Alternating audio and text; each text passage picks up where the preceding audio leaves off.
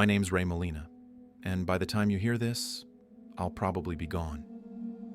I was a night security guard up near Randle, Washington, foothills of Mount St. Helens, starting October 2009. Cold rain, dark fir trees, nothing remarkable.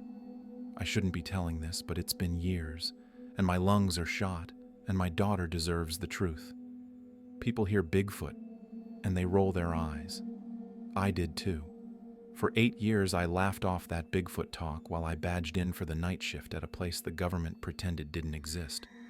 What changed wasn't some movie moment. It was a noise. 3 slow knocks. On steel.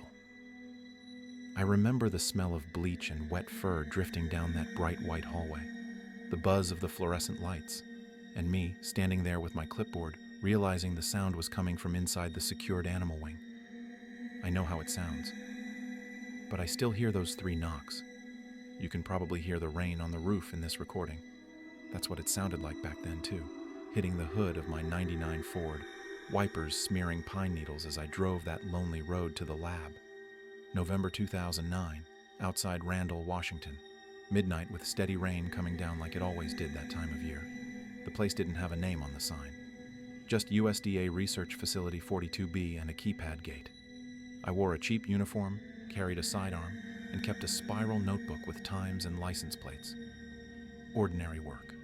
Quiet work. The kind where you spend more time awake than thinking. Local guys at the Cedar Mart would sit around the coffee pot, talking about Bigfoot sightings up along the river, big rocks thrown at tents, whoops in the tree line, shadows moving between cedars at dusk. I'd laugh, say, "Yeah, your Bigfoot just likes bush light." I didn't believe in Bigfoot. I believed in overtime pay and keeping the lights on for Maya, my daughter, who was 7 and asked too many questions I couldn't answer. But the first week, standing under that amber security light, I heard those woods. Just wind, I told myself. Just branches scraping concrete and animals doing animal things. Then, around 2 in the morning, when the generator hum was low and my radio was quiet, I heard it. 3 slow knocks, somewhere beyond the fence, out past the gravel service road where the tree line went black. I wrote possible woodpecker in the log. I've never heard a woodpecker that heavy since. Never heard one knock in sets of 3 with rhythm like that. Like something with intention. And I still wonder what was knocking back there in the dark, standing just outside the light, patient as stone. You hear that little high-pitched whine? That's like the old fluorescent lights in the east hallway. Always buzzing, a little flicker, making everybody look sick and tired under that cold white glow. February 2010, Mount St. Helens foothills, graveyard shift with freezing fog rolling in off the ridge. They told us 42B was a livestock research site. Disease control. Nothing exciting. Agricultural stuff, biosecurity protocols, the kind of government work that makes your eyes glaze over when you try to explain it at a barbecue. But we had an animal wing you needed 2 key cards and a palm scan to enter, and I never once saw a cow go in there. Never saw a pig, a sheep, nothing you'd call livestock in 8 years. We had dew on the inside of the windows some mornings. Condensation beating up on glass that should have been dry. Smelled like bleach and something under the chemicals, something organic. Like a wet dog that hadn't seen sunlight. That wet fur smell stuck in the back of your throat made you want to clear it every time you walked that hallway. Other guards joked about it. Must be where they keep the government Bigfoot, they'd say, grinning over coffee. Like it was a punchline. I laughed too. Yeah, Bigfoot on a taxpayer payroll, drawing benefits. I didn't believe in Bigfoot. I believed in air filters not being changed enough and ventilation systems older than my truck. One night I'm doing rounds, standard sweep, checking doors, logging temperatures. I pass the double doors to the animal wing. Red sign that says, "No unauthorized entry." My reflection pale in the little wired glass window. Inside, just sterile light. Quiet. The kind of quiet that makes you notice your own breathing. Then, through the concrete, like someone knocking on the foundation of the world, 3 knocks. Slow. Heavy. Deliberate. The metal door trembled under my hand when I touched it. I felt it in my wrist bones, up through my elbow, a vibration that didn't match anything mechanical I knew. I told myself it was machinery cycling, wrote pipe noise in the log, black ink on white paper, my handwriting smaller than usual, and I walked away with my heart hammering, boots squeaking on polished floor, wondering what kind of machine knocks 3 times like a polite neighbor asking to be let in. You can probably hear the oxygen machine and, under it, the crickets outside my window. They sound like they did back at the little rental house off Cispus Road where I raised Maya by myself after her mother left. September 2011, Randle, Washington, 9:30 in the evening with early fall settling in and crickets singing their last songs before frost. Back then, my nights off were simple. Old yellow lamp over the kitchen table, stack of bills sorted into piles, Maya's school drawings taped to the fridge with alphabet magnets. One of them was this big brown stick figure with giant feet and sad eyes drawn in crayon. "That's Bigfoot," she said when I asked. "We learned about Bigfoot at school. Mrs. Henderson showed us pictures. I remember laughing, saying Bigfoot's just a story, kiddo." Something folks say when they hear a raccoon in the trash or a bear knocking over garbage cans. I didn't want her scared of the woods. I didn't want to be the kind of dad who talked about monsters hiding in trees, waiting for little girls who stayed up past bedtime. The TV behind us ran some cheap documentary. Shaky footage of dark shapes between trees. People whispering Bigfoot like it meant everything. Like saying the name out loud would make it real. It made me tired. I thought about the lab, about that animal wing, about that wet fur smell that never washed out of my jacket no matter how many times I ran it through the machine. Later that night, I stood on the back porch, smoking in my socks. The porch light buzzed and flickered, throwing yellow light across the yard. The woods were just black shapes beyond the fence. Smell of wet leaves, the faint metallic scent of the river half a mile away, cold air that tasted like coming snow. I heard footsteps in the brush. Heavy, deliberate, not the quick scatter of deer. Then silence. Complete silence, like the forest was holding its breath. I told myself deer, just a deer, maybe an elk passing through. I didn't believe in Bigfoot. Not at my house, not in my yard, not where Maya slept. When I went back in, right as I slid the deadbolt, there were 3 soft knocks on the back wall. Clear as day. Maya slept through it, her breathing steady from the room down the hall. I lay awake staring at the ceiling, wondering who or what knocks on drywall from the outside at 2 in the morning. If you listen close, you can hear the wheels of some cart rolling past my room. Sounds like the supply carts they pushed down our halls back then, rattling over cracked tile with one wheel that always stuck. April 2012, service road behind Facility 42B. Dawn with light drizzle turning everything gray and soft. We'd had 3 nights of rain. The gravel road out back turned to brown soup, puddles reflecting flat white sky. I was doing shift change, clipboard under my arm, boots already soaked through. The air smelled like wet cedar and diesel from the generator exhaust, that mix of forest and machine. That's when I saw the prints. They came out of the tree line, crossed the soft edge of the road, and stopped at the inside of the perimeter fence. Each one was wide, long, longer than my forearm. No tread, no boot heel, just bare, clean impressions with a kind of toe spread you only see on a barefoot sprint in sand, except this was muddy clay, deep, deliberate, like something heavy had walked slow and careful. I stood there, breath clouding in front of my face, telling myself this had to be some kind of hoax. Maybe the day shift guys were messing with me.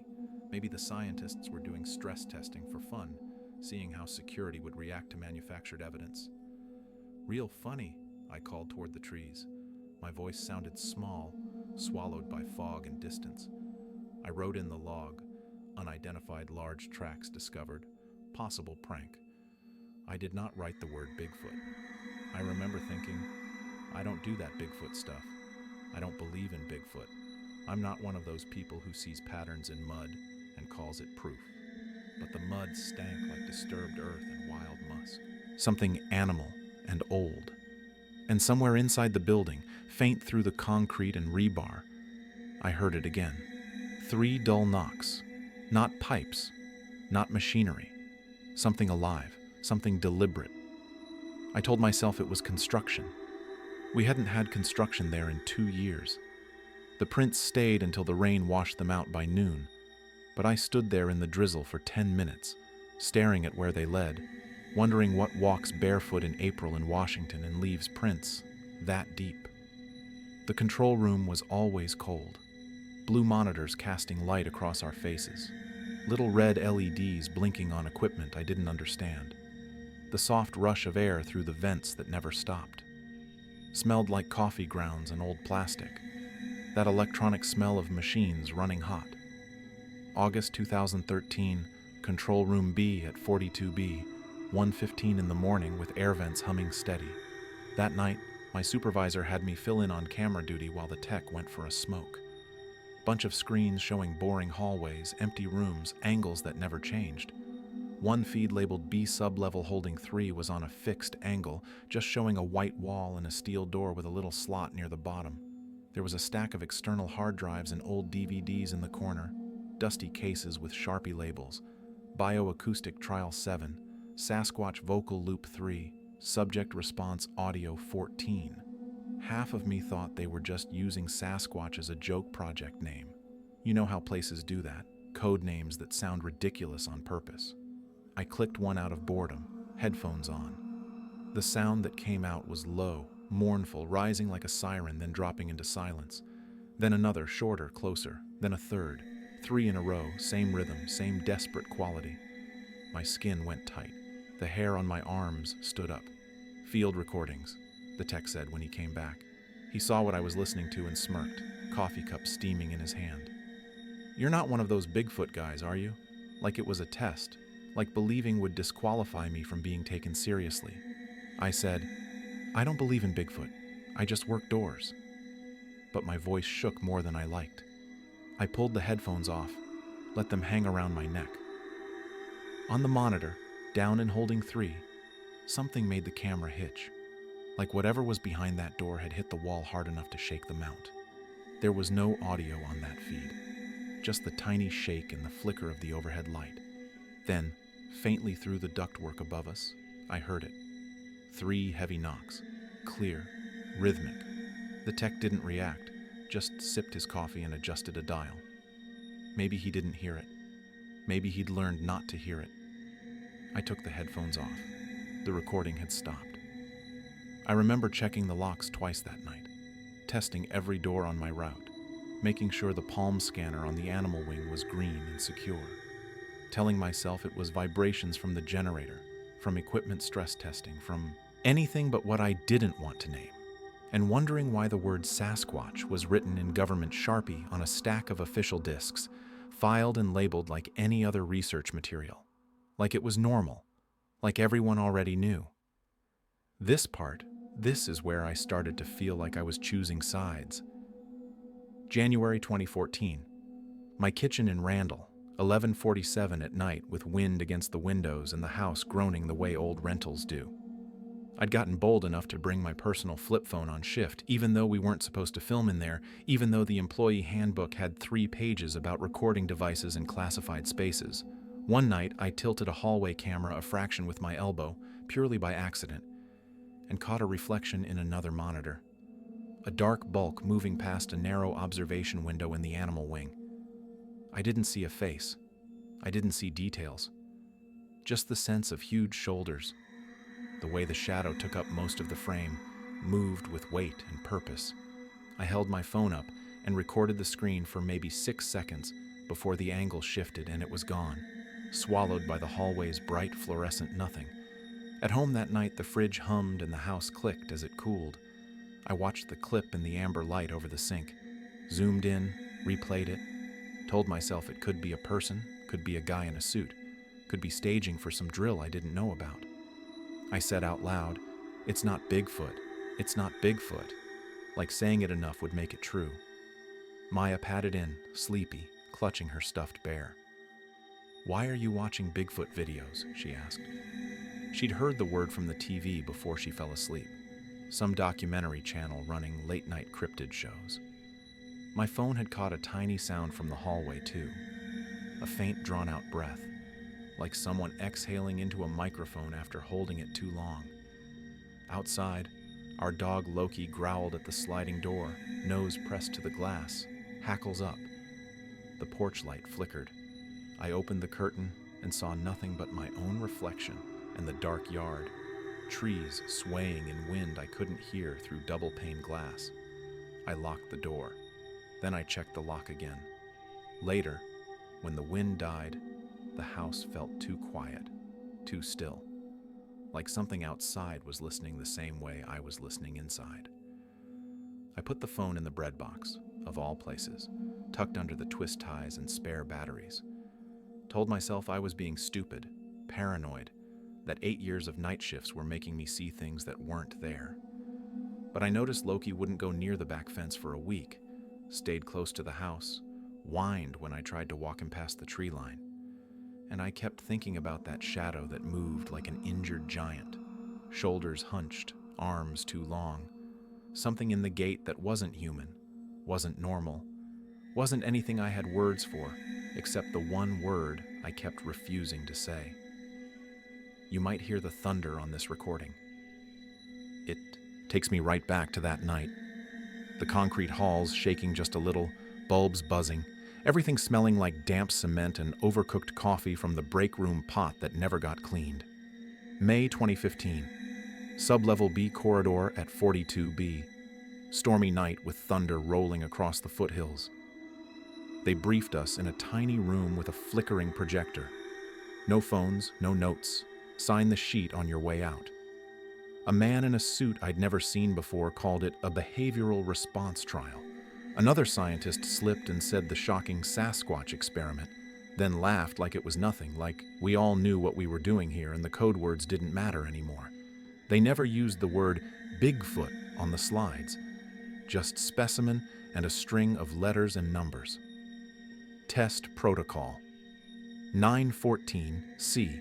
Subject bioresponse threshold. Cold phrases that turned living things into data points. But we all knew what the guys in town would have called whatever was behind those doors. My job was simple. Guard the sublevel corridor while they ran the test. Keep unauthorized personnel out. Log the time. I heard the equipment warming up, a low electronic whine like a big TV left on mute, getting higher, sharper. A sharp, clean smell filled the hallway, like ozone after lightning, like the air before something breaks. Then, through the heavy door of Holding 3, came a sound that cut right through the concrete. A deep, guttural roar, then 3 hard knocks, metal on metal. The floor trembled under my boots. Dust shook loose from the ceiling tiles. I put my hand on the door, could feel the vibration up my arm, like a train going by far underground, like something massive hitting steel with everything it had.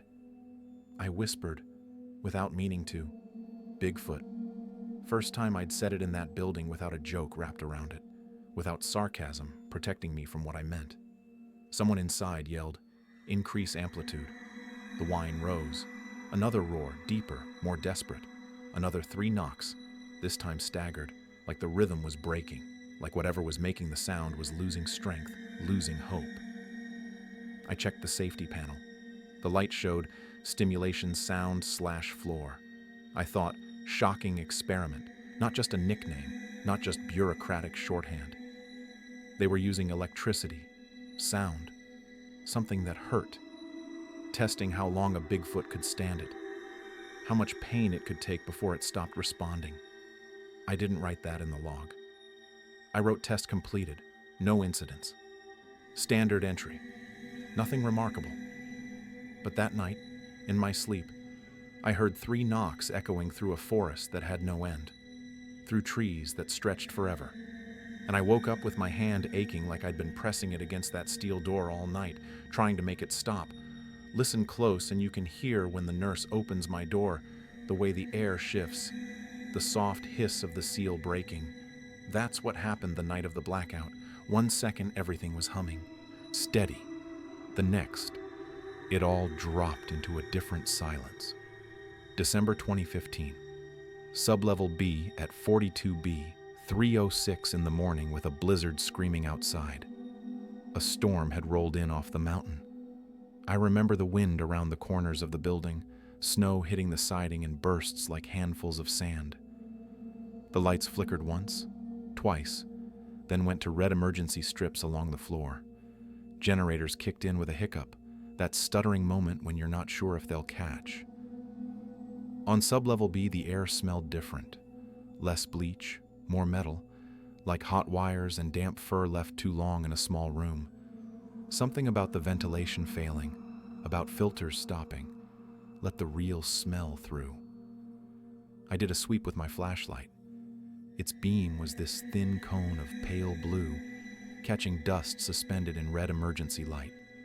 When I turned the corner by holding 3, I saw that the observation slot in the door, one I'd never seen open, was slid half back, just a sliver, just enough.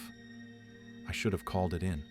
I should have backed away, followed protocol, waited for backup.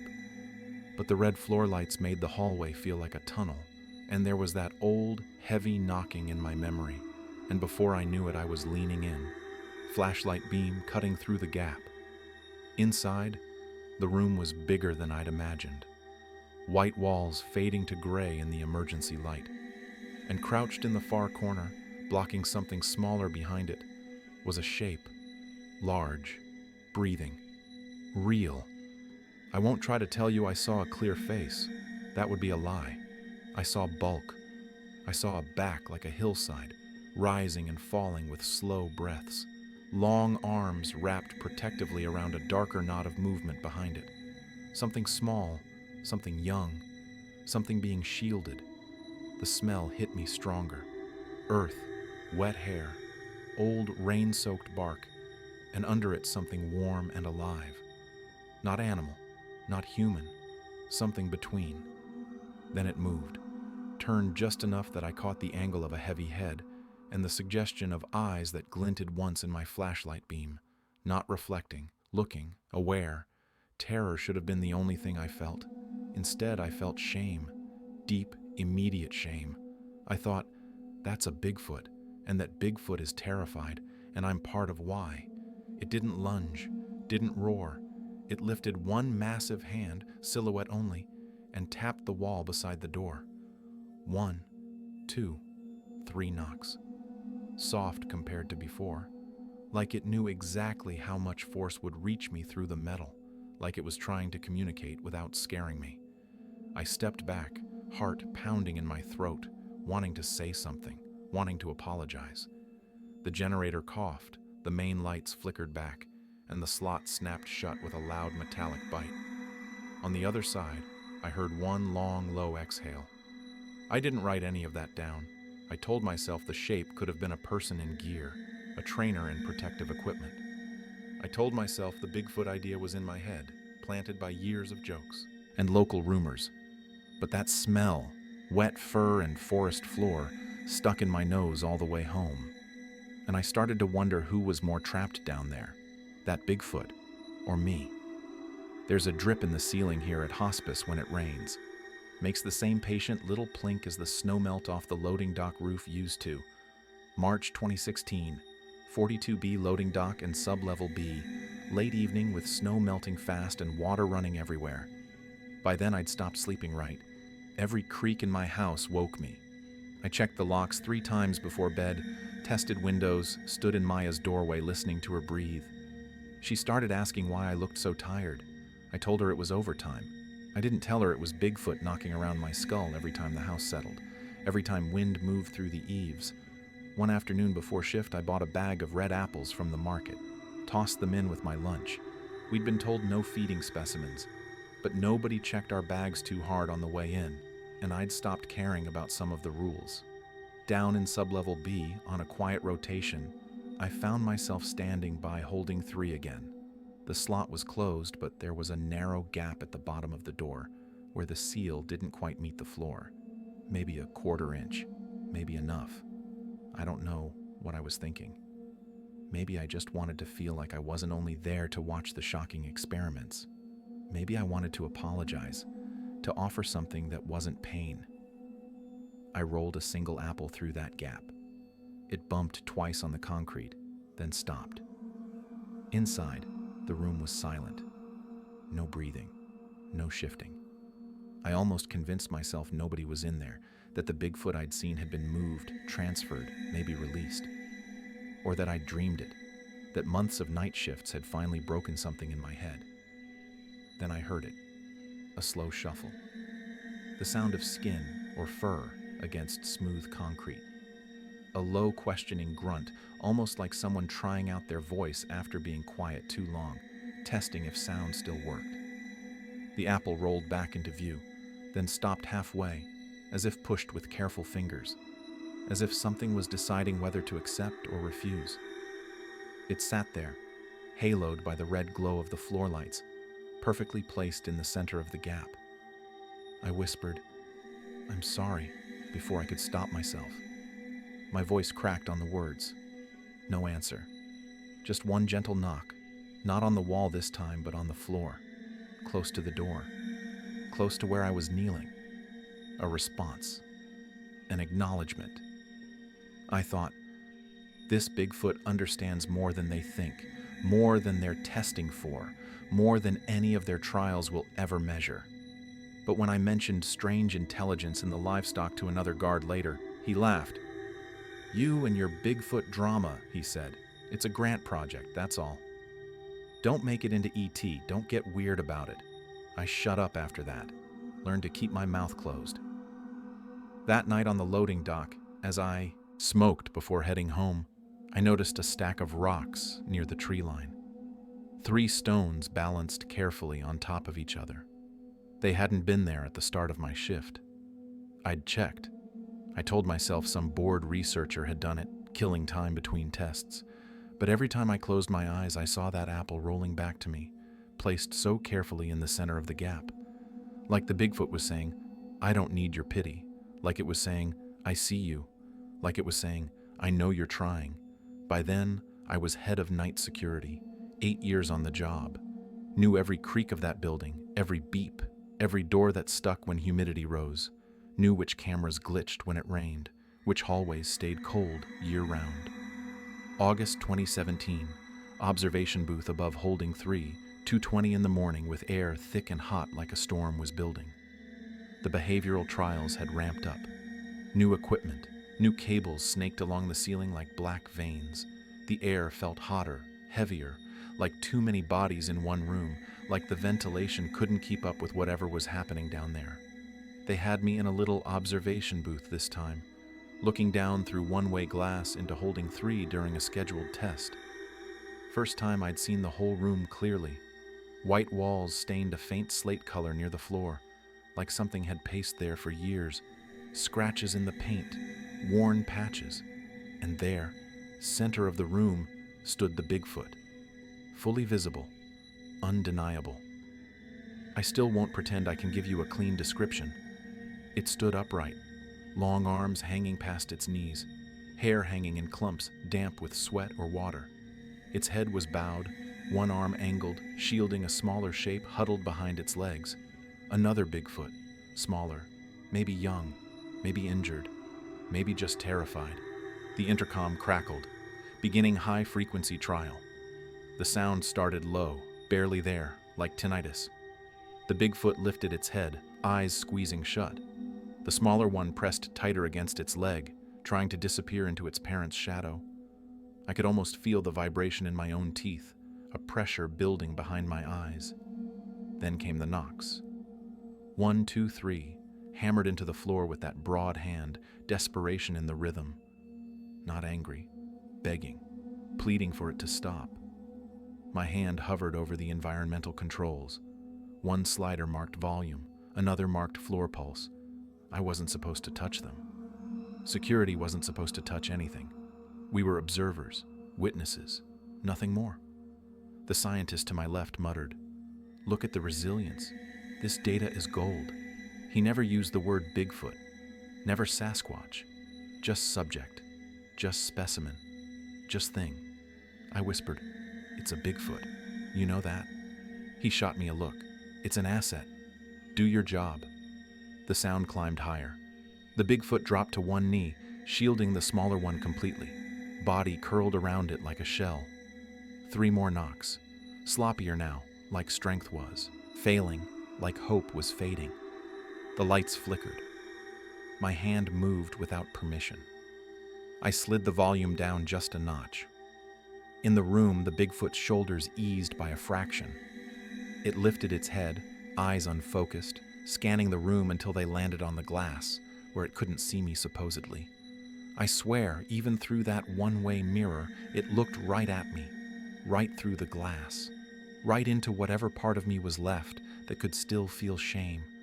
And for the first time I thought, I'm torturing a parent.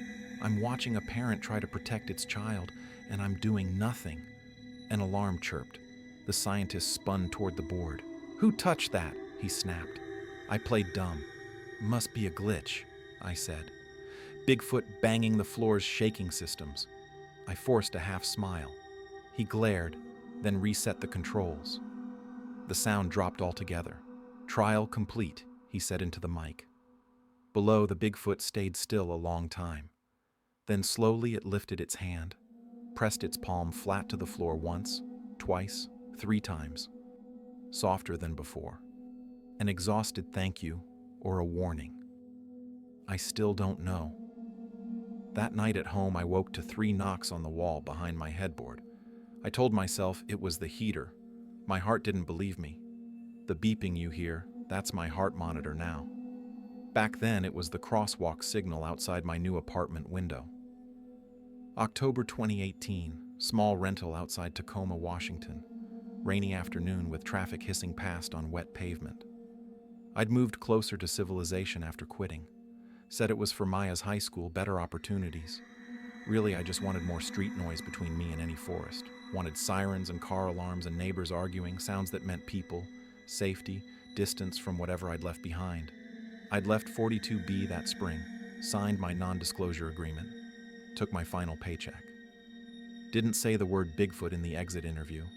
Just stress, family, health, standard reasons. They barely looked up. But I didn't leave empty-handed.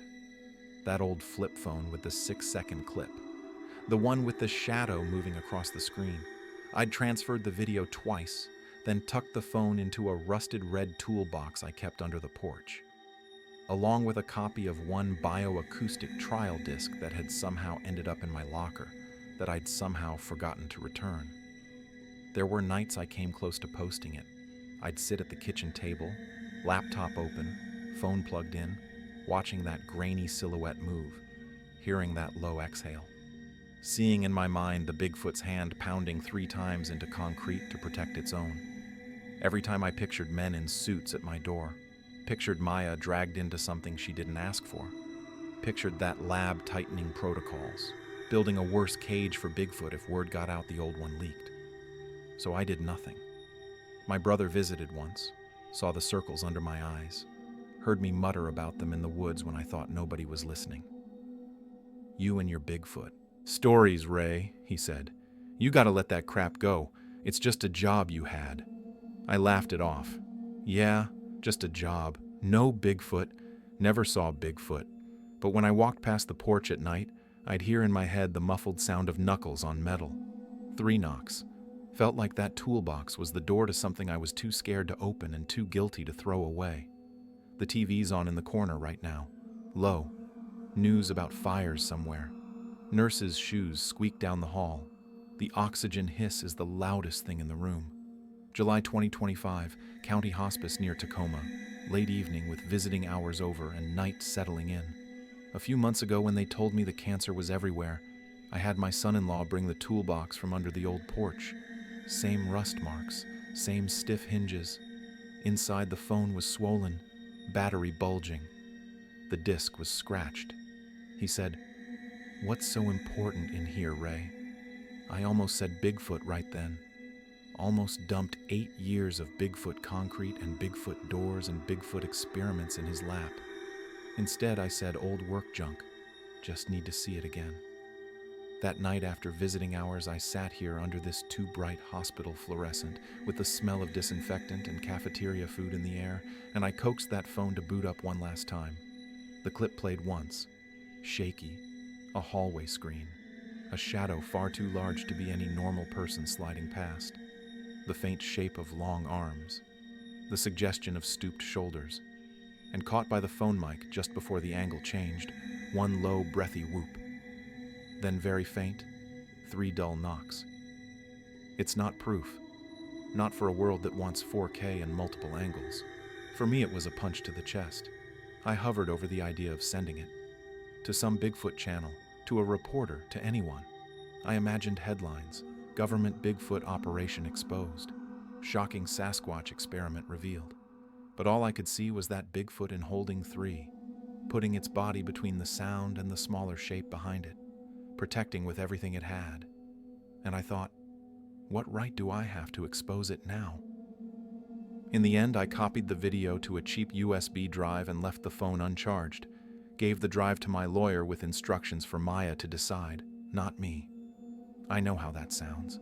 Like I'm dodging responsibility, like I'm still scared of the government more than I care about Bigfoot.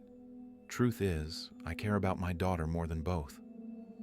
Last week when the pipes banged in the wall behind my bed, 3 sharp knocks in a row, the nurse said, "Old building, makes noises."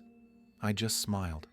I chose to believe Bigfoot was somewhere far away from that lab now, and that the knocks were a reminder, not a threat. Rain's starting again. You can hear it on the window frame. Somebody's machine down the hall is beeping out a rhythm that doesn't quite match my own. September 2025, same hospice room, just after midnight with rain pattering soft against glass. I don't have much air left, so I'm going to say this plain. For 8 years, I worked security for a government Bigfoot operation in the foothills of Mount St. Helens.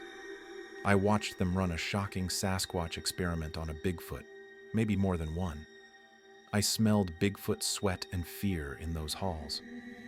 I heard Bigfoot knock 3 times on steel like a prisoner trying to remember its own name, trying to hold on to something human in a place that treated it like livestock.